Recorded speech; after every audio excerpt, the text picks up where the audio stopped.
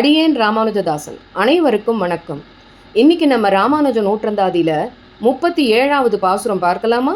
படிகொண்ட கீர்த்தி ராமாயணம் என்னும் பக்தி வெள்ளம் குடிகொண்ட கோயில் ராமானுஜ குணம் கூறும் அன்பர் கடிகொண்ட மாமலர்த்தாள் கலந்துள்ளம் கனியும் நல்லோர் அடிகண்டு கொண்டு கந்து என்னையும் ஆளவர்க்கு ஆக்கினரே.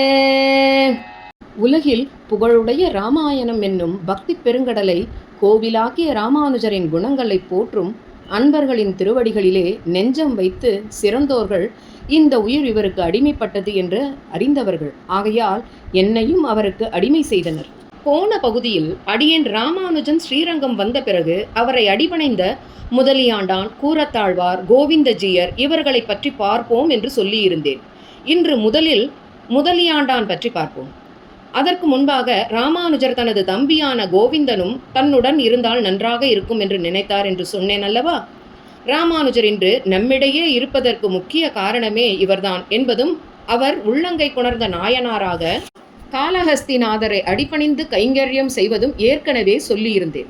ஞாபகப்படுத்திக் கொள்ளுங்கள். ராமானுஜர் தன் சிஷ்யர்களின் இருவரை கூப்பிட்டு அவர்களிடம் கோவிந்தரை திருத்தி தன்னிடம் சேர்ப்பிக்க வேண்டும் என்று இந்த செய்தியை ராமானுஜரின் தாய் மாமனாகிய திருமலை நம்பிகளிடம் சேர்ப்பிக்க வேண்டும் என்று சொல்லிவிட்டு வரும்படி திருமலைக்கு அனுப்பி வைத்தார். அவர் வந்தாரா இல்லையா என்பதை பிறகு பார்க்கலாம். இப்பொழுது முதலியாண்டானை பார்ப்போம். முதலியாண்டான் என்பவர் ராமானுஜரின் சகோதரி நாச்சியார் அம்மாளுக்கும் அனந்த நாராயண தீட்சிதருக்கும் 1027ஆம் ஆண்டு சித்திரை மாதம் புனர்வசு நட்சத்திரத்தில் பூந்தமல்லிக்கு அருகில் இருக்கும் நசரத்பேட்டையில் பிறந்தார். இவரது இயற்பெயர் தாசரதி. முதலியாண்டான் ராமானுஜர் காஷாயம் அணிந்த செய்தி கேட்டு அவரை அடிபணிவோம் வா என்று தனது மனைவியையும் அழைத்து கொண்டு காஞ்சிக்கு வந்து ராமானுஜரை அடிபணிந்தார். ராமானுஜரும் அவருக்கு பஞ்ச சம்ஸ்காரங்களை செய்வித்து தன்னுடைய சீடனாக ஏற்றுக்கொண்டார். ராமானுஜரின் முக்கியமான சீடர்களில் இவரும் ஒருவர். ராமானுஜர் இவரை தன்னுடைய திருதண்டம் என்றே சொல்வார். ராமானுஜர் மேற்கோட்டைக்கு சென்ற சமயம் கர்நாடகத்தில் பஞ்ச நாராயண ஸ்தலங்களை ஏற்படுத்தியவர் இந்த முதலியாண்டானே. ராமானுஜர் ஸ்ரீபாஷ்யம் ஏற்ற திக்விஜயம் சென்றபோது முதலியாண்டானே ஸ்ரீரங்க கோயில் நிர்வாக பொறுப்பை கவனித்து வரும்படி சொன்னார் ராமானுஜர்.